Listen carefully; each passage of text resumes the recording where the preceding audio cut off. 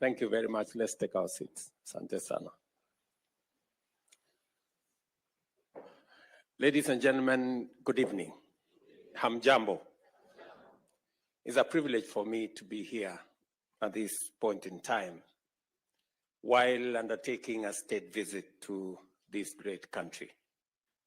As you're all aware, the relationship between Kenya and China is 62 years old. In fact, it is documented that China was the fourth country to recognize Kenya as an independent state only 2 days after independence. And it speaks volumes. It speaks volumes of the strength and depth of the relationship between Kenya and China.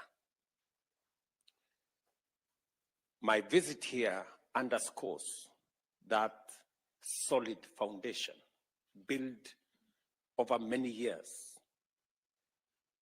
to cement the relationship between our country and China.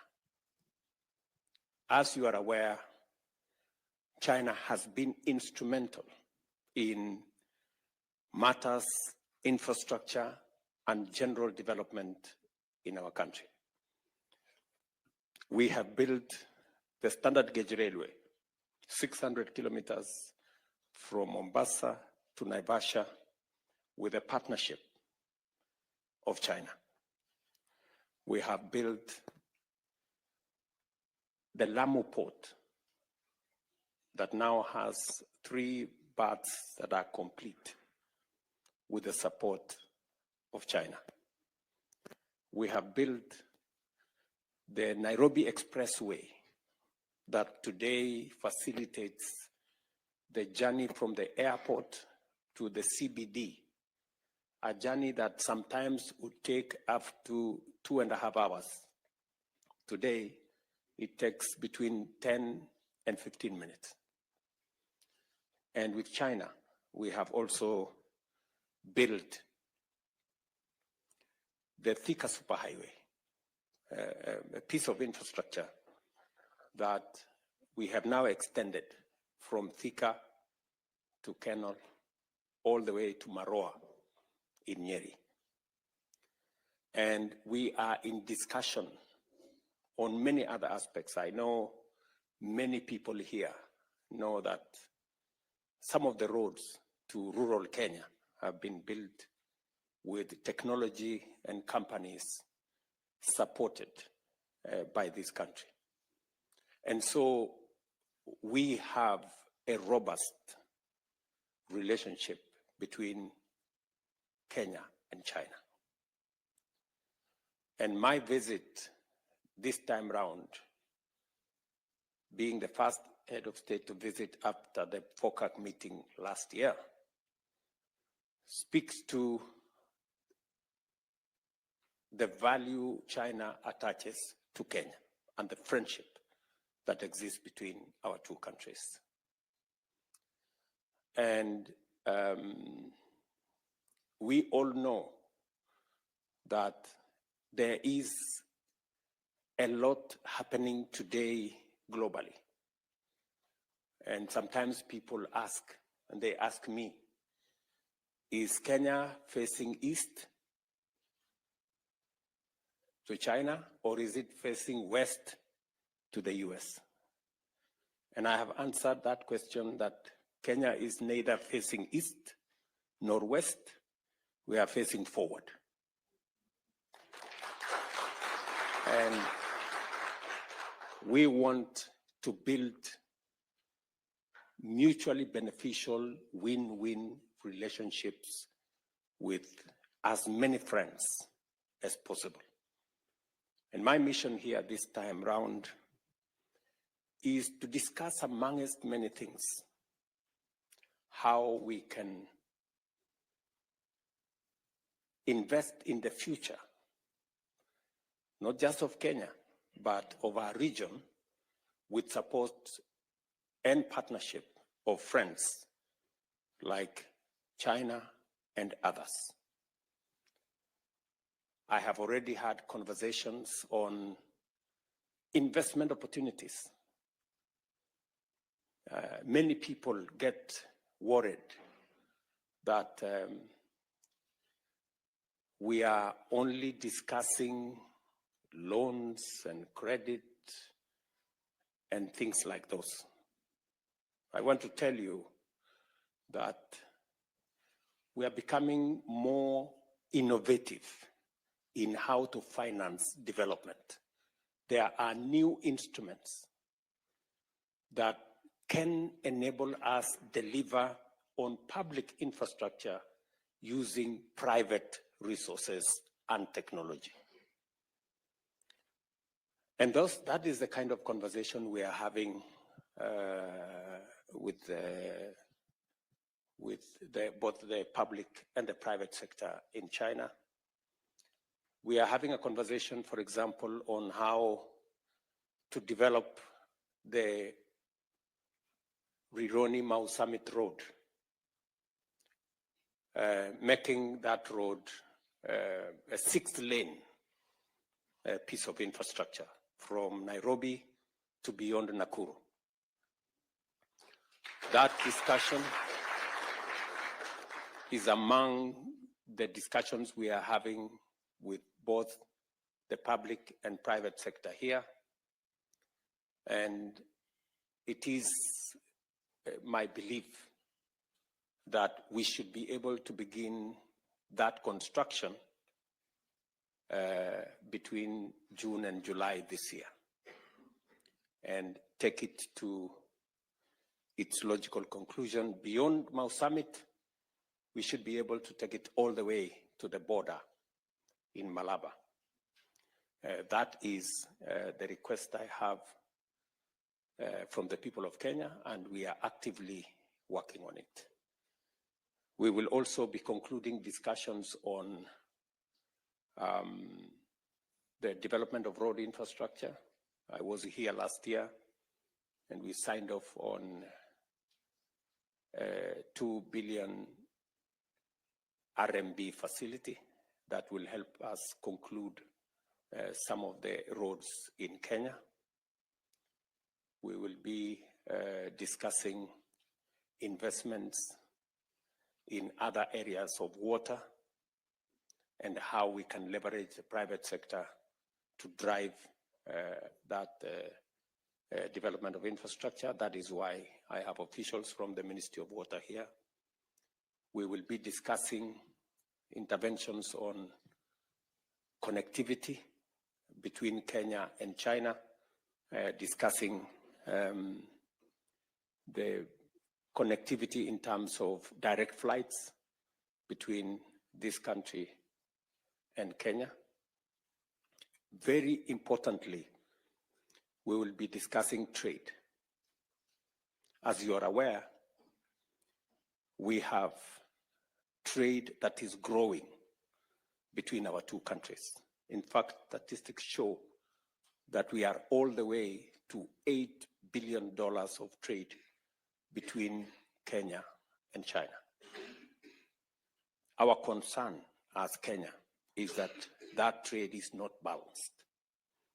And it is the conversation we are having. And tomorrow, we will be signing a framework agreement on the economy and trade. And that framework agreement is going to give us the opportunity to discuss a bilateral trade agreement between Kenya and China. And I just had a meeting this afternoon with the Prime Minister, and he agreed with me that that trade needs to be balanced. As you are aware, Kenya is importing close to $4.5 billion of goods and services from China. And yet, we are exporting only about $200 or $250 million. I mean, in Kenya shillings terms, we are exporting about 30 billion shillings to China and importing 600 billion shillings from China. That kind of relationship, we all agree, is not sustainable, is not balanced, and therefore needs a thorough conversation. It is one of the pertinent issues that I have come to sign off the agreement, because immediately we are going to discuss on how we can bring down the barriers on market access by Kenyan tea, Kenyan coffee, Kenyan macadamia, Kenyan avocado, and all other Kenyan products into this country. It is the most feasible way for us to balance trade. As you are all aware, our tea and coffee are premium products globally. In fact, Chinese companies admit that Kenyan tea and coffee is premium coffee, but today it is subjected to tariffs. And that is what impedes the export of our tea and coffee and macadamia and avocados to this country. And the discussion we are going to have is how we can have a preferential trade agreement that gives Kenya preferential access, the same way we have a AGOA that gives duty-free, quota-free access for our goods to the US. The discussion we're going to have is that of a duty-free, quota-free access to the Chinese market for our products. That way, we can export more to this country, export better products, and we're going this time around to be exporting processed agro products into this market. I am very happy that we have made tremendous progress in this pursuit. I remember when I appointed Willie Bett here, my assignment to him was we must open the Chinese market. I am happy that now the Ministry of Trade, Industry and Investment is aligned. And I came here with Lee Kinyanjui, CS responsible, and his assignment is clear, that by the end of this year, we must have a preferential trade agreement between Kenya and China that will give us market access for our products. In fact, immediately we sign the framework agreement tomorrow, Lee Kinyanjui and team might remain behind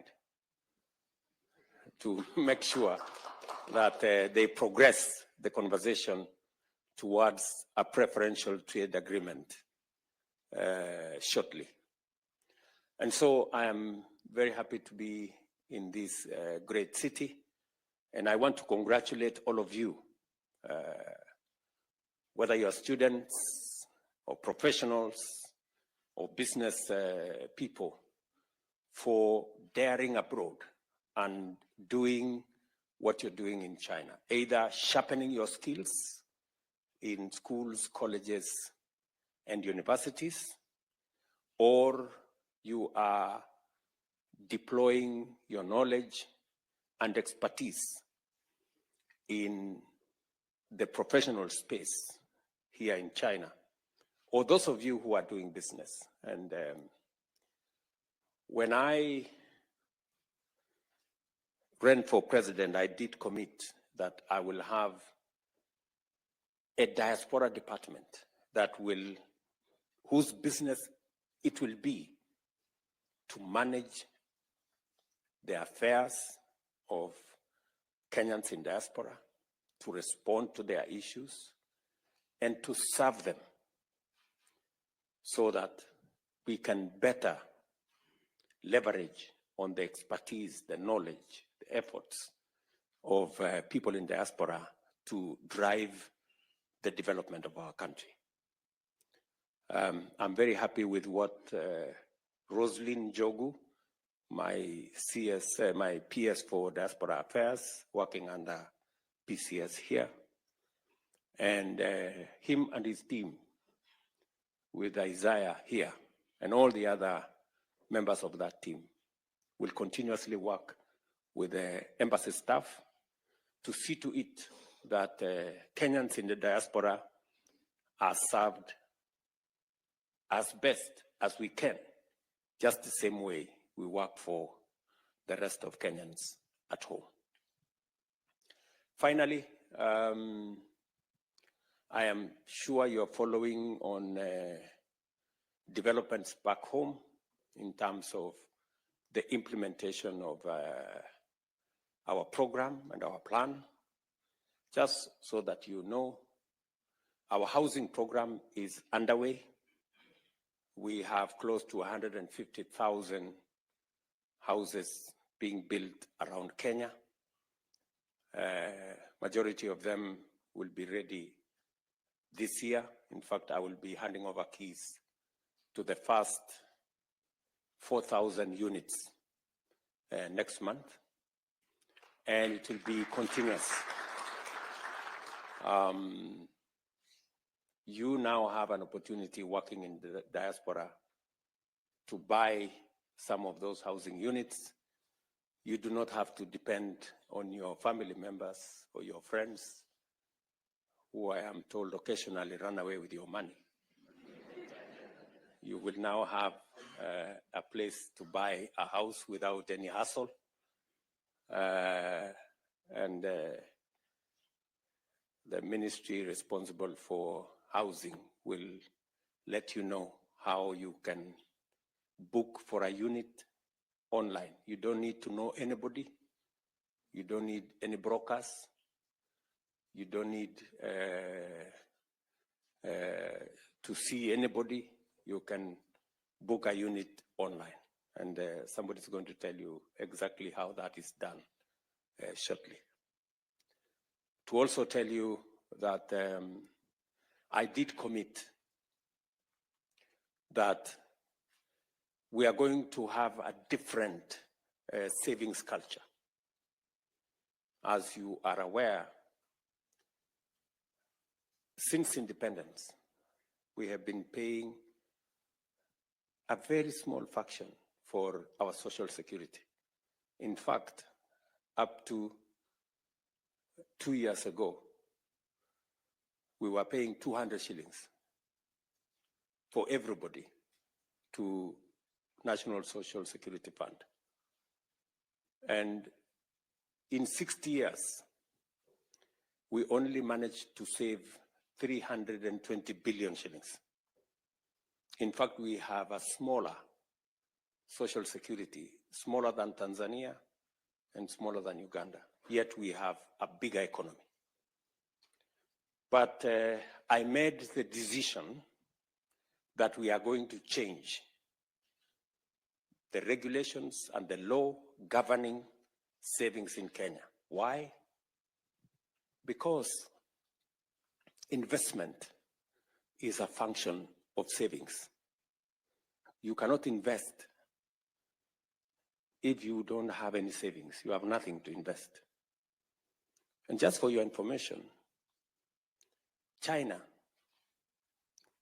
savings in China is 55% of their GDP. In Kenya, we were at 8%, maybe 9%, maybe 10%. It is my intention to push savings as a percentage of GDP to between 25 and 30%. That is where a majority of countries are. And because of the changes we have made, the good news is that while we collected or saved 320 billion shillings for 60 years, in 2 years, we have doubled our savings, just in 2 years. By the end of this year, we will have 650 billion shillings saved because of the changes we have made.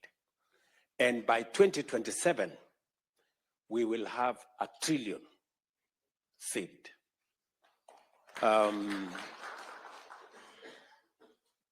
That is why I am not very popular with people who don't want to save.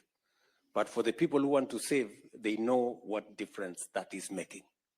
And that is how we are going to stop borrowing from other countries. We will be borrowing from our own savings to finance our own development. And if we must pay interest, let us pay interest to our own workforce in Kenya who are saving, instead of paying interest for, I don't want to mention countries where we are borrowing, where we are borrowing money. You know, the money we are borrowing from China, for example, is savings of the Chinese people, right? And you know that we are paying interest and we are not paying small money. Why would we not pay Kenyans who are saving? That's the question I ask. So I'm very happy with the progress that we are making, and progressively people are beginning to see the reality of some of the interventions we are undertaking. I am also sure that you are aware that we have reformed our funding of our education system. We have straightened the CPC program that your chairman talked about. In 2022, there was a very big debate as to the implementation of CBC and the direction it was going. Immediately I came into office, I set up a presidential task force that gave us a way forward. And in 2 years, we've hired a record 76,000 teachers to support that program. We have changed the funding model. Today, the 23 universities that were almost bankrupt, if you speak to the vice chancellors of those universities, they will tell you the new funding model. And I have one chancellor here, who is a member of the diaspora. This Chancellor of Cooperative University. He will tell you that that new funding model has made a whole difference in funding our universities and making sure that children, especially from poor backgrounds, get scholarships up to 90%, so that we give equal opportunity to all our children and that our education system leaves no child behind. You may also want to know that we have rolled out our universal health coverage program, commonly known as Taifa Care or SHA. And I was looking at the numbers last night. I get a report every evening at 10 p.m. And yesterday, 55,000 Kenyans registered. On average, every day, between 45 and 60,000 Kenyans register. For the first time, people who have never been on health insurance are experiencing health insurance. In the past, NHIF was reserved for people who are either salaried or they were in a position to pay. This time round, we have rolled out universal health coverage, a matter we have always wanted to do. I remember the NAC administration wanted to do it. And I remember we tried to do it under the Jubilee administration. And we couldn't manage. But I'm very proud that this time round, we took time, we created a legal framework.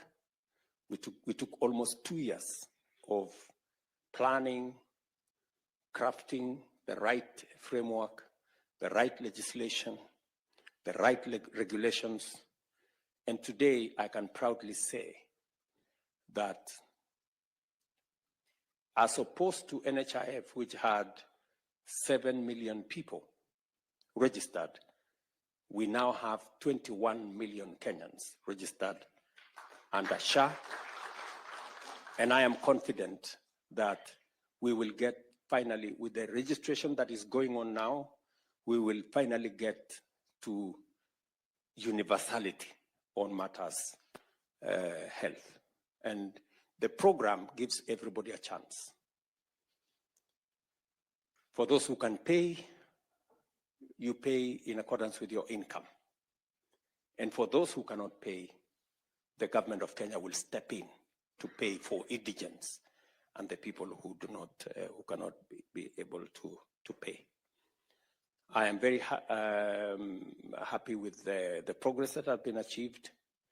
And you now from the diaspora can pay health insurance for your family members if you want to. You can, from the comfort of your office, you can register yourself. Members of your family can be registered. You can register your dependents. You can pay for them online, and you don't have to go to any office. Today, we have moved Matters Health to a digital platform. Imagine those, whenever you went to hospital, the doctor used to write on a piece of paper, and it graduated to an exercise book. Somebody had an exercise book the doctor wrote somewhere. We no longer have the exercise books. Now it is on a digital platform. You don't have to carry no exercise book. All you need to do is to go to a hospital, produce your ID, and your health record will be pulled from a digital platform. And the doctor will know which hospital you have gone to, what medicine you have been given, what is your health history, and they can take it up from there. We have also eliminated, using that digital platform, many quack doctors, fake hospitals, and many other fraudulent activities that informed our health infrastructure before. Because now it is not possible to treat anybody unless they are identified. There were incidences, for example, where one person was amputated 10 times in the old system because there was no health record, and it was easy to fraudulently make claims to NHIF. That is not possible anymore, because once you are identified that you are amputated twice, the system will not agree for you to be amputated again, because they will know that your limbs are finished.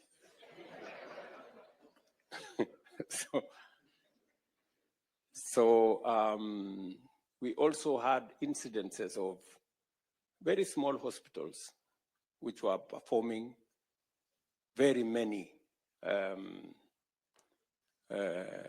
surgeries. That again has been brought under control. Unfortunately, there will be some casualties. There are many hospitals, private facilities that will close down.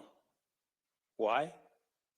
Because they were built on fake claims, which are no longer available. So we can only pay under this system for a service that has been provided. It is not possible anymore to make any fake claims. And so we are making steady progress, and I am confident with the transformation that Kenya is going through. Let me finalize by saying we are transforming our agricultural sector. You remember in 2022, We had many people in the streets of Nairobi with sufurias on top of their heads because unga was 240 shillings, that kind of thing. We have since reorganized that space and working with farmers with clarity of intervention, making sure that we don't subsidize consumption, as I said, but instead we support production. The reason why today the prices of unga have significantly come down from 230, now we are talking of 130, 140 shillings. Sometimes it comes down to 100, and I'm very happy with the progress that we have achieved in that space. Today, if you ask, because of the reform we have carried out in the agricultural sector, milk that was retailing at 35, 38 shillings, we now have standardized milk prices at 50 shillings to the farmer.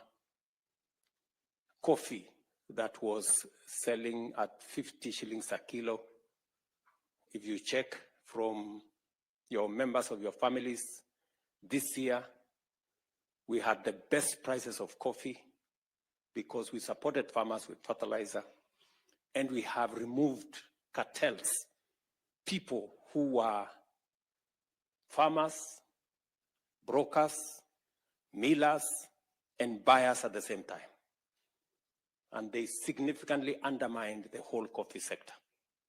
Today, coffee that was retailing at 50 shillings, 60 shillings a kilo, on average, is 110 to 140 shillings a kilo. And if any one of you is a coffee farmer, you will bear me witness. This year, last year again, we made huge progress with our tea. The year before, our total earnings from tea was 170 billion shillings. Last year, it moved all the way to 215 billion, the highest in Kenya's history. Again, because of favorable weather and because of the investments we made in promoting production of our tea sector. We have just concluded, for those of you who come from the sugar belt, the notorious sugar problem that has been with us for 30, 40 years. We've just concluded the reform of that sector. And for those of you who follow Kenyan news, the cartel in that sector was so vicious that I had to tell them, mambo ni matatu. And ever since I told them mambo ni matatu, now we have concluded the reform of that sector. And my intention is that, like the other sectors, the sugar sector that has suffered for many years, we are now going, the factories will now be able to pay farmers on time, pay workers on time, and for the first time, pay bonus to sugarcane farmers. The first factory did that last year. That is Mumias. And this year, we have concluded the reform process of Chemelil, Miwani, Mohoroni, Soni, and Zoya. And by the end of this year, you will see a very big difference. Just because of the interventions we made. Last year, contrary to what we have done all the years, we imported very little sugar. And in the next 2 to 3 years, Kenya will be a sugar exporting country.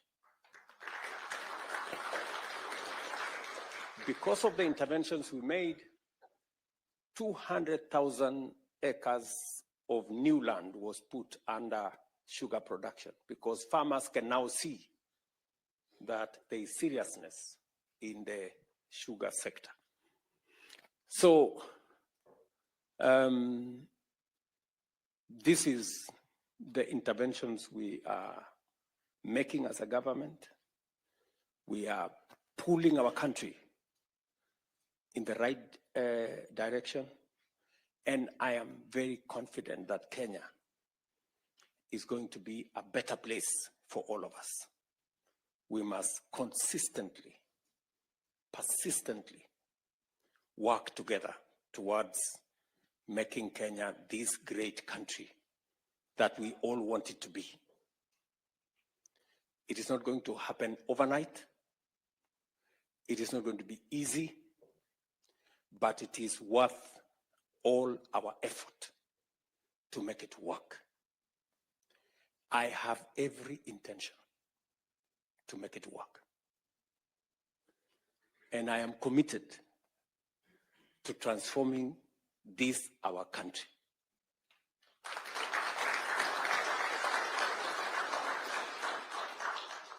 And I want to tell you, failure is not an option. It is not an option. We are going to make our country great because we have all the ingredients to make it happen. We have a hardworking population. We have the resources that we need, and we have the commitment to match what we require to push our country forward. I invite you, as Kenyans in diaspora, to work with us, to leverage on all the possibilities that exist for us to forge a collaboration, a coalition of making our country succeed.